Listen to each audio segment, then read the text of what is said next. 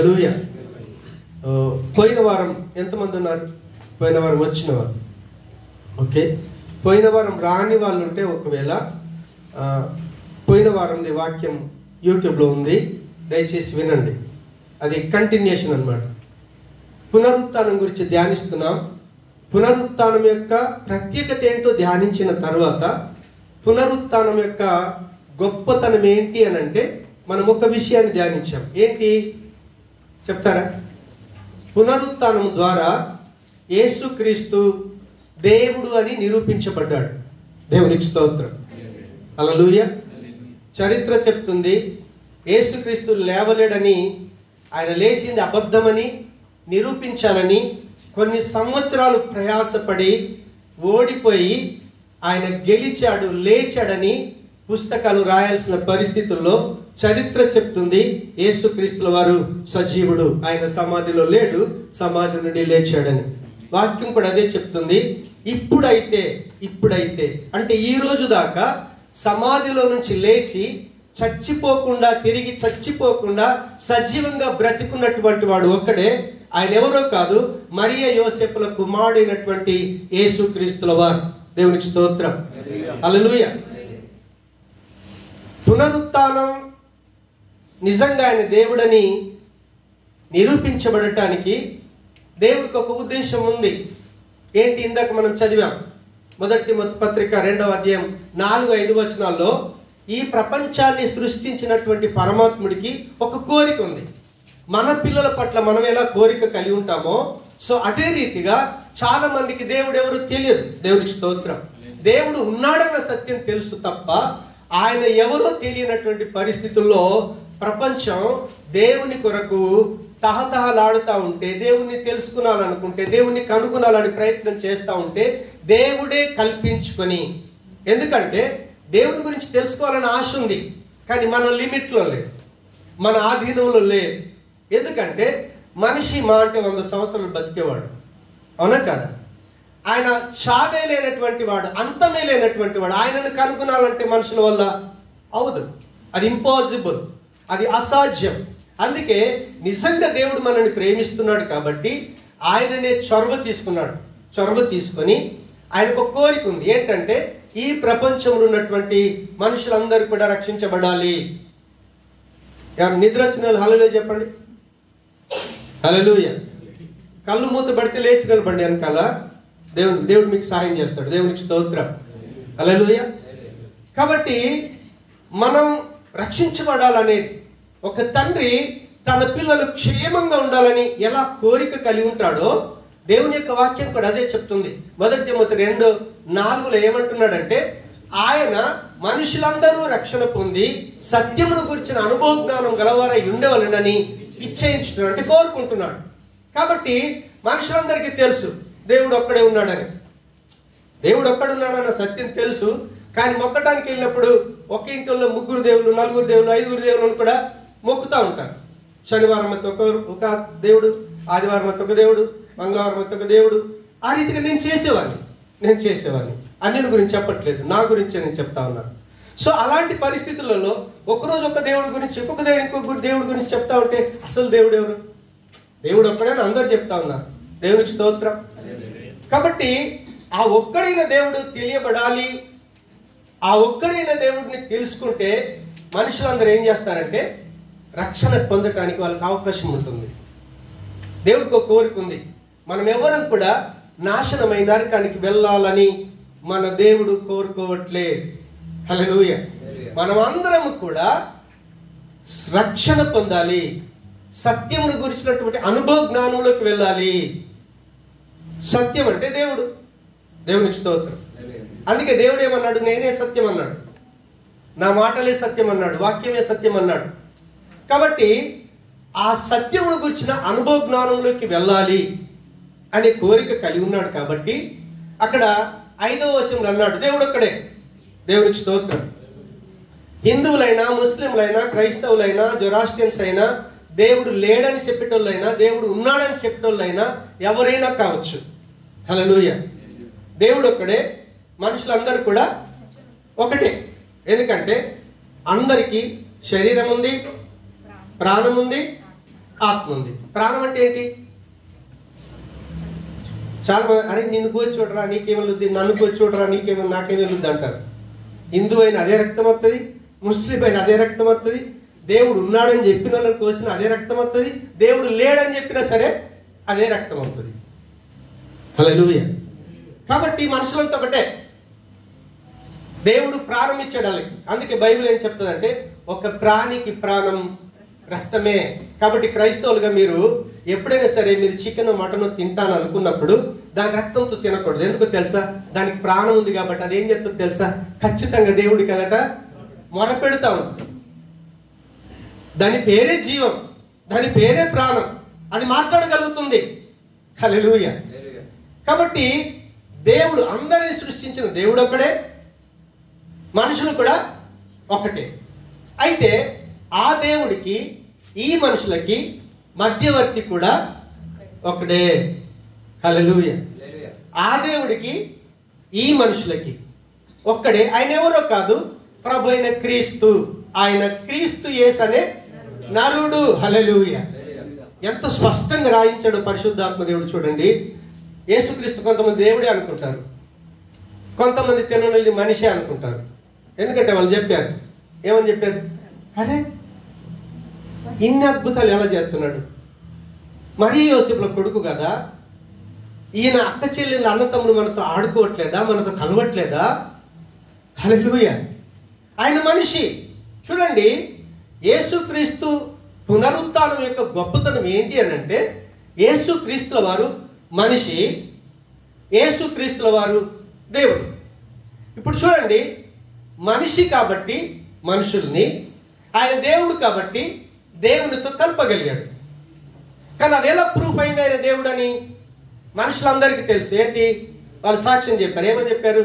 ఈయన ఎవరు అంటే ఖచ్చితంగా ఈయన మరియ యోసేపుల కొడుకే.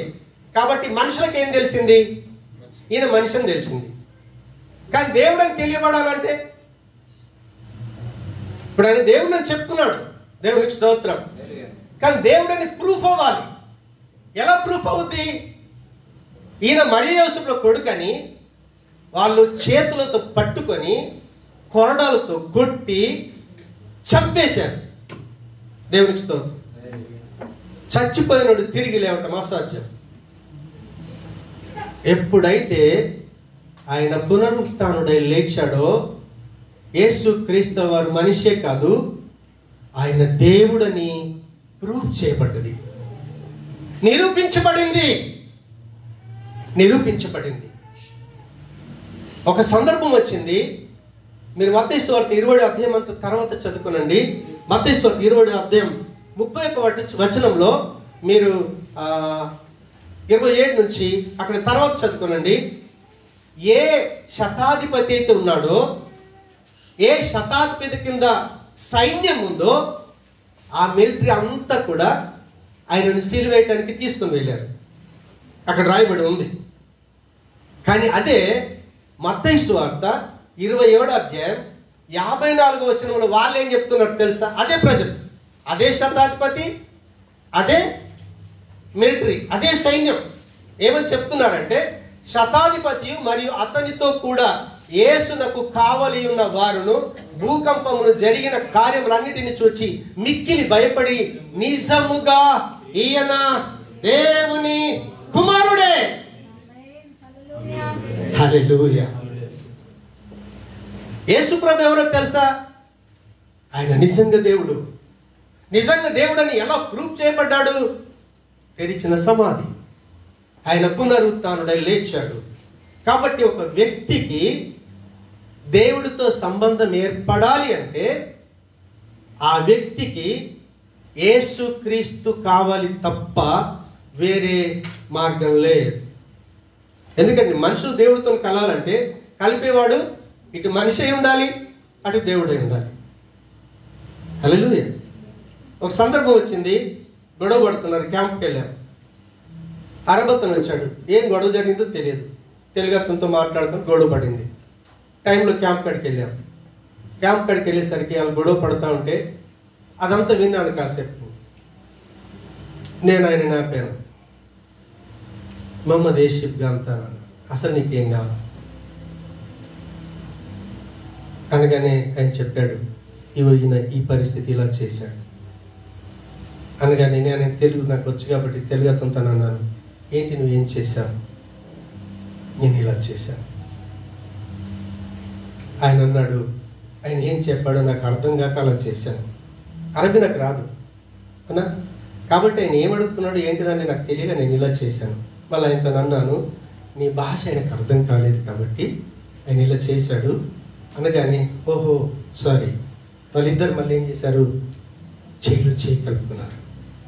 అంటే మనిషికి దేవుడితో సంబంధం ఏర్పడాలంటే మనకందరికి దేవుడు కావాలని ఆశ ఉంది, దేవుని తెలుసుకున్నాలని ఆశ ఉంది, దేవునితో కలిసి ఉండాలని ఆశ ఉంది, దేవుని పిల్లలుగా జీవించాలని ఆశ ఉంది. కానీ దేవుడితో అటాచ్మెంట్ కావాలంటే యేసు ప్రభు మనిషిగా ఉన్నాడు, యేసు ప్రభు దేవుడు కాబట్టి మరణాన్ని జయించి లేచాడు కాబట్టి యేసుక్రీస్తును నమ్ముకుంటే మనిషి దేవుడితో కలిసి జీవించగలుగుతాడు, దేవుని కుమారుడిగా జీవించగలుగుతాడు. అందుకే రోమపత్రిక 1వ అధ్యాయంలో ఆయన దేవుడని నిరూపించబడ్డాడట లేఖనం చెప్తా ఉంది. మీరు తర్వాత చదవండి. పోయిన వారం ఇది నేను కంటిన్యూ చేశాను. దేవునికి స్తోత్రం. ఇప్పుడు చూడండి, యేసుక్రీస్తు దేవుడని నిరూపించబడ్డాడు. రెండవ గొప్పతనం ఏంటి అంటే ఆయన దేవుడు అనే కాదు, పాపము లేనివాడుగా నిరూపించబడ్డాడు పునరుత్థానం ద్వారా. ఎప్పుడైతే ఆయన సమాధి నుంచి లేచాడో ప్రపంచానికి అర్థమైపోయింది, ఈయన పాపమే లేనటువంటి పాపరహితుడు.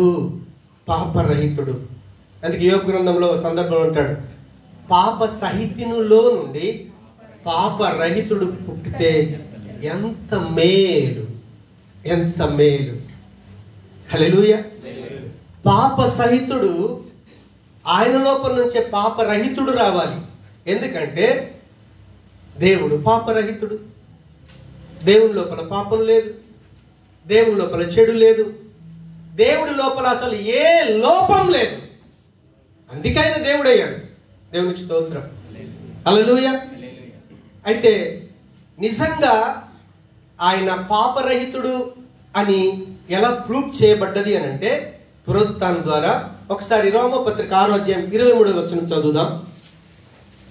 ఏలయనగా పాపము వలన వచ్చి జీతం మరణము, పాపము వలన వచ్చు జీతము మరణము. అయితే దేవుని కృపావరము మన ప్రభు అయిన క్రీస్తు యేసునందు నిత్య జీవము. ఆ మాట మీకు చాలా మందికి అర్థమైందా? పాపం వల్ల వచ్చే జీతం మరణం, అయితే దేవుని యొక్క కృపావరం ప్రభు అయిన యేసుక్రీస్తునందు నిత్య జీవం. ఎప్పుడైతే ఒక వ్యక్తి యేసు ప్రభును నిజంగా ఆయన దేవుడని, ఆయన పాపము లేనివాడని, ఆయన నా పాపం కొరకు సిలువలో చనిపోయాడని, ఆ చావును సమాధిలో బంధించి సజీవుడై లేచాడని, ఆయనను నమ్మట ద్వారా నా పాపానికి రావాల్సిన శిక్ష నుంచి నేను తప్పించబడ్డానని ఎప్పుడైతే క్రీస్తును మనస్ఫూర్తిగా అంగీకరిస్తాడో, స్వీకరిస్తాడో, అప్పుడట దేవుడు ఏం చేస్తాడంటే యేసుక్రీస్తులో నిత్య జీవాన్ని ఇస్తాడట. దేవునికి స్తోత్రం. హల్లెలూయా. అక్కడ 2 మాటలు చెప్పాడు. ఏంటి? జీతము, వరం. ఏమని చెప్పాడు? ఒకటేమో జీతం అన్నాడు, రెండోదేమో వరం అన్నాడు. జీతానికి వరానికి తేడా ఏంటో చెప్తారా?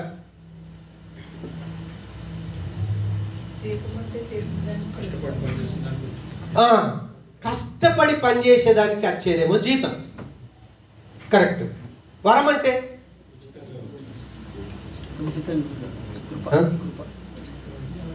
ఉచితం అనేది పెట్టాడు అక్కడ. కానీ ఏ వ్యక్తి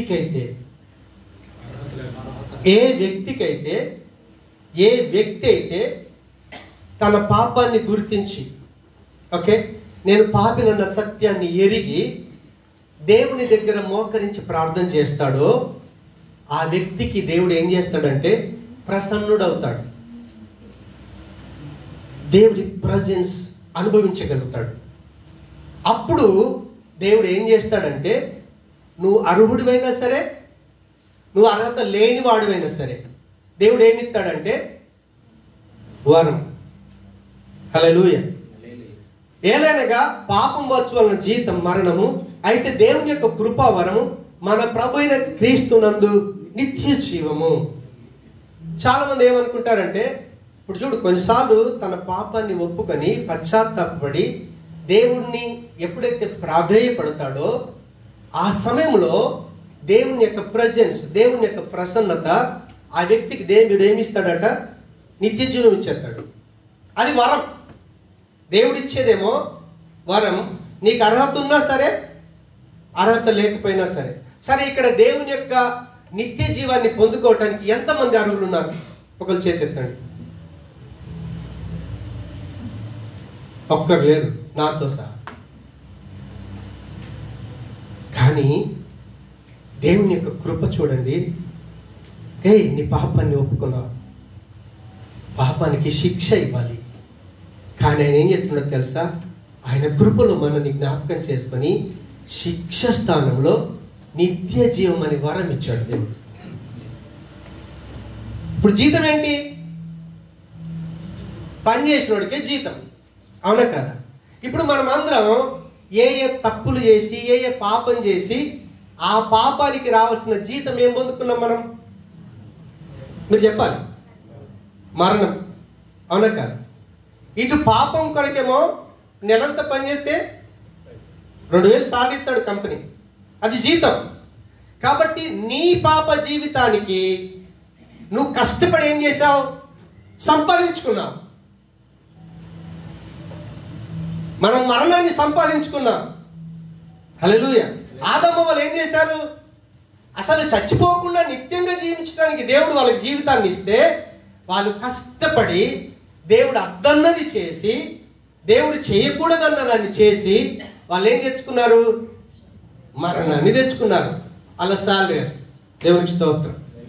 హల్లెలూయా, హల్లెలూయా. కాబట్టి ఇప్పుడు ఏ భేదం లేదు, అందరు కూడా పాపలే. నువ్వు హిందువా, ముస్లిమా, క్రైస్తవుడివా, దేవుడు ఉన్నాడు అంటున్నావా, దేవుడు లేడు అని అంటున్నావా, నో ప్రాబ్లం. కానీ నీ సీడ్ ఎక్కడి నుంచి వచ్చింది? అది పాపం పడిపోయిన తరువాత ఆదామవులు కంటే పాపం ఏలుతున్నటువంటి సంతానమే ఈ భూమి మీద అభివృద్ధి చెందుకుంటా వచ్చింది. మనం ఆ లిస్టులో ఉన్నోళ్ళమే. పైనుంచి ఊడిపడలా. హల్లెలూయా. పైనుంచి వచ్చినాడు ఒక్కడే. మనమంతా ఎక్కడి నుంచి వచ్చాం? కింది నుంచి వచ్చాం. దేవునికి స్తోత్రం. హల్లెలూయా. ఇప్పుడు చూడండి, మరణాన్ని గెలాలంటే ఎవరు గెలవగలుగుతారు? మీరు చెప్పాలి. మరణం గెలాలి అంటే ఎవడు గెలవగలుగుతాడు? పాపం లేనోడే. దేవునికి స్తోత్రం. మరణాన్ని గెలాలంటే పాపం లేనోడు ఒక్కడు మాత్రమే గెలవగలుగుతాడు. దేవునికి స్తోత్రం. హల్లెలూయా. సరే, పాపం లేని వాళ్ళు ఎవరైనా ఉన్నారా? ఎవరు లేరు. మరియ యోసేపులో కొడుకున్నాడు కదా, ఆయన ప్రపంచానికి ఏం చెప్తున్నాడు తెలుసా? నాలో పాపం ఉన్నదని ఎవడైనా నిరూపిస్తాడా? ఎవడైనా స్థాపిస్తాడా? నువ్వు ఈ పొరపాటు చేసావని నిరూపించే శక్తి, దమ్ము నీకుందా? ప్రపంచానికి సవాల్ చేశాడు ఆయన. హల్లెలూయా. ఏమని సవాల్ చేశాడు? నాలో పాపాన్ని మీరు నిరూపించగలుగుతారా? ఈ భూమి మీద చాలా మంది నేను బాబానని, నేను దేవుణ్ణని, నేను దేవతనని చెప్పుకున్న వాళ్ళు చాలా మంది ఉన్నారు ఈ రోజు వరకు కూడా. కానీ వాళ్ళు మరణాన్ని జయించలేకపోయారు. సమాధి నుంచి బయటికి రాలేకపోయారు. మనం చాలాసార్లు మన పూర్వీకుల గురించి మనం ఆలోచన చేస్తే, మన పూర్వీకులందరూ ఏం చేశారు అని అంటే, వాళ్ళు దేవుని దగ్గర వేడుకున్నారట. మన పురాణంలోకి వెళ్ళి చూస్తే, మనుధర్మ శాస్త్రంలోకి వెళ్ళి 2వ అధ్యాయాన్ని కనుక మనం చూస్తే అక్కడ ఒక ప్రవచనం ఉంది, లేఖనం ఉంది. ఏమని లేఖనం ఉంది? త్రాహిమాం కృపయా దేవ శరణాగత వత్సలే అన్యదా శరణం నాస్తి. ఏమంటున్నాడు అక్కడ? త్రాహిమాం కృపయా దేవ శరణాగత వత్సలే అన్యదా శరణం నాస్తి. త్రాహిమాం అంటే ఓ రక్షకుడా నన్ను రక్షించు. ఎవడు రక్షించగలుగుతాడు? పాపం లేనోడే రక్షకుడే రక్షించగలుగుతాడు. హల్లెలూయా. మన పూర్వీకులు అలా ఏం చేశారంటే, అయ్యా నేను పాపములున్నాను, పాపములో కొట్టుమిట్టాడుతున్నాను, కాబట్టి నువ్వు చేయాల్సింది ఏంటిదంటే, కృపయా దేవా నువ్వు కృప చూపించాలి. నువ్వు కృప చూపించకపోతే ఇంకా నన్ను జ్ఞాపకం చేసుకొని నా పాపానికి రావాల్సిన శిక్ష నుంచి నన్ను తప్పించేవాడు ఈ లోకంలో ఎవడు కనిపించట్లేదు. అన్యదా శరణం నాస్తి, ఇంకెవ్వరు లేరు, ఎవ్వరి వల్ల కాదు, నువ్వే దిగి రావాలి. మాకు ప్రాణాత్మ శరీరాన్ని ఇచ్చినటువంటి రక్షకుడు అయిన ప్రభువా, పాపము లేని పరిశుద్ధుడా, నువ్వే దిగి రావాలని వాళ్ళు దేవుని దగ్గర వేడుకున్నారు. దేవునికి స్తోత్రం. హల్లెలూయా. హిందువులకి ధర్మశాస్త్రం ఉంది, మనుధర్మశాస్త్రం ఉంది, ఉపనిషత్తులు ఉన్నాయి. మనుధర్మశాస్త్రంలో 2వ అధ్యాయంలో దయచేసి ఆ ఉపనిషత్తుల్లో ముండకోపనిషత్తులో ఏముంటదంటే, అసతోమా సద్గమయ తమసోమా జ్యోతిర్గమయ మృత్యోర్మా అమృతంగమయ ఓం శాంతి శాంతి శాంతి. వాళ్ళు ఏమని వేడుకుంటున్నారంటే, అసతోమా సద్గమయ, అసత్యంలో నుంచి నన్ను సత్యంలోనికి నడిపించు. తమసోమా జ్యోతిర్గమయ, తమస్ అంటే చీకటి, తమస్ అంటే అజ్ఞానం. మమ్మల్ని ఈ చీకటిలో నుంచి, తమసోమా జ్యోతిర్గమయ, ఈ చీకటిలో నుంచి మమ్మల్ని వెలుగులోకి నడిపించు. అజ్ఞానంలో నుంచి జ్ఞానంలోనికి నడిపించు. దేవునికి స్తోత్రం. అజ్ఞానము, హల్లెలూయా. అజ్ఞానము తొలగిపోయెను, అంధకార బంధకములు తొలగిపోయెను. యేసు ప్రభు పుట్టినప్పుడు ఏం జరిగిందో తెలుసా? అజ్ఞానము అదృశ్యమాయను, అంధకార బంధకములు తొలగిపోయెను. అందుకే యేసు ప్రభుల వారు పుట్టినప్పుడు ఏం జరిగిందంటే, అరే గొల్లాలొచ్చి జ్ఞానులొచ్చి యేసును చూచి కానుకలిచ్చి పాటలు పాడి నాట్యములాడి, ఇటు గొల్లలు వచ్చిండ్రు, జ్ఞానం లేనుడు వచ్చిండు, జ్ఞానం ఉన్నోళ్ళు కూడా వచ్చిండ్రు. ఎవరి దగ్గరికి వచ్చారు? యేసుక్రీస్తు దగ్గరికి వచ్చారు. వాళ్ళకి అర్థమైపోయింది, మా పితరులు ఎప్పటి నుంచో మమ్మల్ని పాపము నుంచి విడిపించమని, రక్షకుడా నువ్వే రావాలని వాళ్ళు వేడుకున్నారే. ఆ రక్షకుడైనటువంటి క్రీస్తు లోకానికి వచ్చాడని జ్ఞానులు గొల్లలు వచ్చేసి ఆయనకు సాగిల పడ్డారు. కారణం ఏంటో తెలుసా? మృత్యోర్మా అమృతంగమయ, మరణములో నుంచి అమృత తుల్యమైనటువంటి జీవంలోకి నువ్వు నడిపిస్తే అప్పుడు మాకు శాంతి దొరుకుతుంది, సమాధానం దొరుకుతుంది, నెమ్మది దొరుకుతుంది. వాళ్ళు ఎప్పుడైతే వేడుకున్నారో వాళ్ళ ఆర్తనాదం విని ప్రపంచ ప్రజలందరికీ ప్రాణాత్మ శరీరాలను ఇచ్చినటువంటి దేవుడు ఆయన ప్రియ కుమారుడైన క్రీస్తుని ఇక్కడ పంపించాడు. ఆయన మనుషులందరూ కూడా సత్యమును గూర్చిన అనుభవ జ్ఞానం గలవారు కావాలి, నాశనము నుంచి తప్పించబడాలి. వాళ్ళకు దేవుడు అన్న ఆశ ఉంది, దేవుణ్ణి తెలుసుకోవాలని ఆశ ఉంది. కానీ ఈ మనుషులందరూ పాపంలో ఉన్న వాళ్ళే. ఈ పాపము నుంచి బయటికి రావాలి, బయటికి రావాలంటే సత్యం వాళ్ళకు ప్రకటించబడాలి. సత్యం ఏంటో తెలుసా? దేవుడు ఒక్కడే, మనుషులు ఒక్కటే. ఈ మనుషులకి ఆ దేవుడికి మధ్యవర్తి అయినటువంటి క్రీస్తు ఒక్కడే. ఆయన యేసు క్రీస్తు అనే నరుడు. మనుషులు చచ్చిపోయారు, ఏ ఒక్కడు తిరిగి లేగలేదు. కానీ ఎప్పుడైతే పునరుత్థానం జరిగిందో యేసు క్రీస్తుల వారు దేవుడని నిరూపించబడ్డాడు. దేవునికి స్తోత్రం, హల్లెలూయా. నాలో పాపం నిరూపించుమని సవాలు చేశాడు యేసు, సవాలు చేశాడు. పరలోకానికి మార్గం నేనని చాటి చెప్పినాడు, ప్రభువు చాటి చెప్పినాడు. నాలో పాపం నిరూపించమని సవాలు చేశాడు యేసు, సవాలు చేశాడు. పరలోకానికి మార్గం నేనని చాటి చెప్పినాడు, ప్రభువు చాటి చెప్పినాడు. పాపమున్నవాడు ప్రభుని చూడలేడు, ప్రభుని చూడలోడు పరలోకం వెళ్ళలేడు. పాపమున్నవాడు ప్రభుని చూడలేడు, ప్రభుని చూడలోడు పరలోకం వెళ్ళలేడు. అప్పుడు పరేషాను భారీ, పరేషాను భారీ, పరేషాను భారీ, పరేషాను భారీ, పరేషాను భారీ, పరేషాను భారీ, పరేషాను భారీ, పరేషాను భారీ. పాపము లేని నీతిమంతులు ఎవ్వరూ లేరండి. పాపం వలన వచ్చే జీతం మరణం, నిత్య నరకం అండి. ఆ పాపం గనక పోకుంటే అప్పుడు నీకు పరేషాన్. నా దగ్గర ₹1,00,000 ఉన్నాయి, చచ్చిపోయాను, ₹1,00,000 ఏం చేయలేవు. నేను IAS ఆఫీసర్ని, నా జ్ఞానం ఏమీ చేయలేదు. నాకు ముఖ్యమంత్రి తెలుసు, ప్రధానమంత్రి తెలుసు, పెద్ద బలగం ఉంది, నేనంటే ఏమనుకున్నావు అనే స్థితి ఉన్నాడు. చచ్చిపోయాడు, పరేషాన్ స్టార్ట్ అయిపోయింది.